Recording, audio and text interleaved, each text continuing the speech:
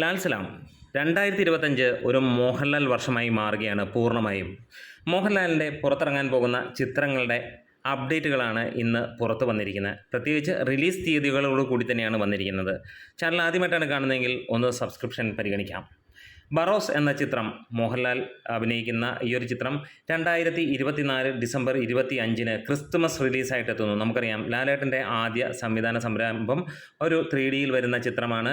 ലോകമെമ്പാടും മലയാള സിനിമയ്ക്ക് എടുത്തു വെച്ച് പറയാവുന്ന ഒരു ചിത്രമായിരിക്കും അത് എന്നുള്ളതിന് സംശയമില്ല. ഏറെ നാളത്തെ ആരാധകരുടെ മാത്രമല്ല, ഓരോ മലയാളിയുടെയും ആകാംക്ഷയുടെ മുൾമുനയിൽ നിന്നുകൊണ്ടുള്ള ഒരു വിസ്മയ ദൃശ്യം കാണാനുള്ള ഒരു മോഹം തന്നെയാണ് ബറോസ് എന്ന ചിത്രം. വലിയ പ്രതീക്ഷകളില്ല ആർക്കും, പക്ഷേ സിനിമ ഒരു ഒന്നൊന്നര സിനിമയായിരിക്കും. പ്രത്യേകിച്ച് കുട്ടികളെ ടാർഗറ്റ് ചെയ്ത് വരുന്ന ഈ ഒരു ചിത്രം അതിഗംഭീരമായിരിക്കും എന്നുള്ളതിന് യാതൊരു സംശയങ്ങളും ഇല്ല. വലിയ ബഡ്ജറ്റിൽ വരുന്ന ഒരു ചിത്രമാണ് ബറോസ്. എന്താണെങ്കിലും ക്രിസ്തുമസ് റിലീസിന് എത്തുകയാണ്. അവിടെ തുടങ്ങുകയാണ് മോഹൻലാലിൻ്റെ ഈ വർഷത്തെ ജൈത്ര യാത്ര എന്ന് തന്നെ പറയാം. അടുത്തതായി തുടരും എന്നുള്ള ചിത്രമാണ്. നമുക്കറിയാം, ഏറെ നാളുകളെ L360 എന്ന പേരിൽ തരുൺ മൂർത്തിയുമായി ചേർന്ന് മോഹൻലാൽ ചെയ്തിരുന്ന ചിത്രം ഇതിനോടകം തന്നെ ചിത്രീകരണം പൂർത്തിയാക്കി. പോസ്റ്റ് പ്രൊഡക്ഷൻ വർക്കുകളെല്ലാം മുന്നോട്ട് നടന്നുകൊണ്ടിരിക്കുന്ന ചിത്രം റിലീസ് ചെയ്യാൻ പോകുന്ന നേരത്തെ ജനുവരി 26 വാർത്തകളായിരുന്നുവെങ്കിൽ, ബറോസ് ഇറങ്ങി ഒരു മാസം ലഭിക്കാൻ വേണ്ടി അത് ചെയ്യുന്നു. 30-ാം തീയതിയിലേക്ക് ഒരു ചെറിയ മാറ്റം കൊണ്ടുവരികയും സിനിമ ജനുവരി 30 എത്തുന്നു എന്നുള്ള കാര്യമാണ്. അതിനുശേഷം, അതായത് ഒരു മാസത്തെ ഇടവേള അല്ലെങ്കിൽ 35 ദിവസത്തെ ഇടവേളയ്ക്ക് ശേഷമാണ് തുടരും എത്തുന്നത്. അതിനുശേഷം എൻപുരാൻ എത്തുകയാണ്. മലയാള സിനിമയുടെ ബ്രഹ്മാണ്ഡ ചിത്രം, അല്ലെങ്കിൽ മലയാള സിനിമയെ ഇന്ത്യൻ സിനിമ വാഴ്ത്തുന്ന ഏക ചിത്രം എമ്പുരാൻ എന്ന ചിത്രത്തിന് വേണ്ടി നമ്മൾ കാത്തിരിക്കാൻ തുടങ്ങുന്നു. ആ ഒരു സിനിമ വരികയാണ്.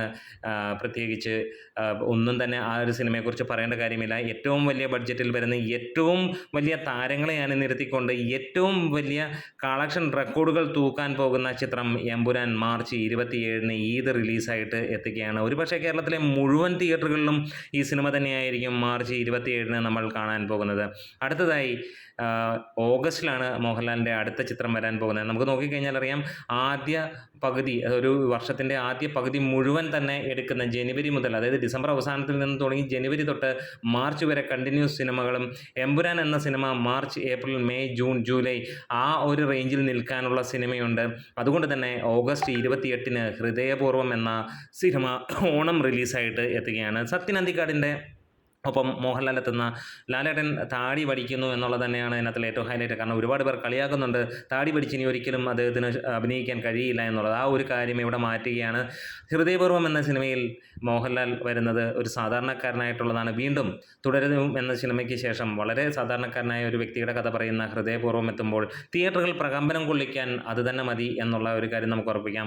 പ്രത്യേകിച്ച് മോഹൻലാലും സത്യൻ അന്തിക്കാടും എന്നൊക്കെ ഒരുമിച്ചിട്ടുണ്ടോ അന്നൊക്കെ മലയാള സിനിമയുടെ ചരിത്രത്തിലെ മികച്ച സിനിമകൾ തന്നെ വന്നു. TP ബാലഗോപാലൻ MA മുതൽ അങ്ങോട്ട് നോക്കിക്കഴിഞ്ഞാൽ നമുക്ക് ഏത് സിനിമകൾ, റിപ്പീറ്റഡ് വാല്യൂ ഉള്ള സിനിമകൾ നോക്കിക്കഴിഞ്ഞാൽ നമുക്ക് കാണാൻ കഴിയുന്നു.